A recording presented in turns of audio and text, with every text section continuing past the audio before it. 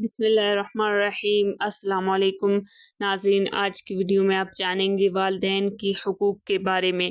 معاشرتی زندگی کی اکائی خاندان اور والدین کے بغیر وجود نہیں پا سکتا، اس لیے آپ صلی اللہ علیہ وسلم نے جہالت میں جکڑے عرب معاشرے کو والدین کے احترام کا درس دیا۔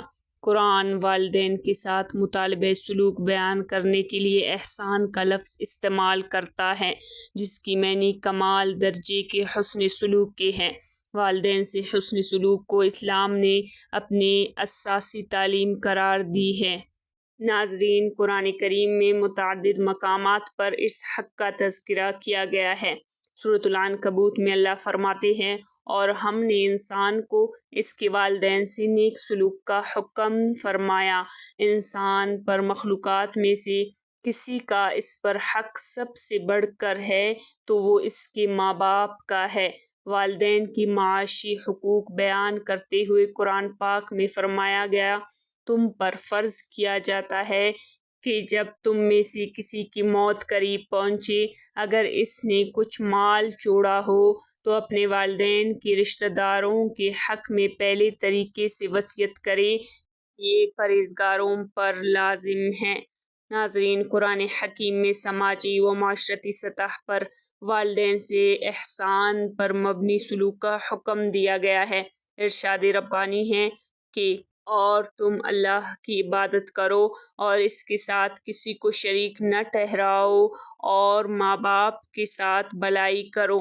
حضرت جابر رضی اللہ عنہ بیان کرتے ہیں کہ نبی پاک صلی اللہ علیہ وسلم نے فرمایا، جس میں 3 خصلتیں ہوں گے اللہ اس کی موت آسان کر دے گا اور اسے اپنی جنت میں داخل کر دے گا: کمزور پر نرمی، ماں باپ سے شفقت اور غلام سے اچھا سلوک۔ آپ صلی اللہ علیہ وسلم نے والدین کے انتقال کے بعد بھی ان سے نیک اعمال کی صورت میں حسن سلوک جاری رکھنے کی تعلیم دی ہے۔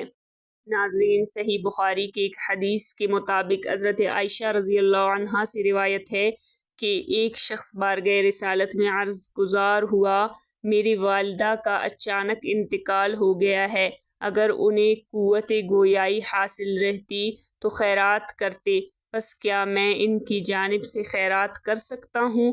آپ صلی اللہ علیہ وسلم نے فرمایا، ہاں، اس کی جانب سے خیرات کرو۔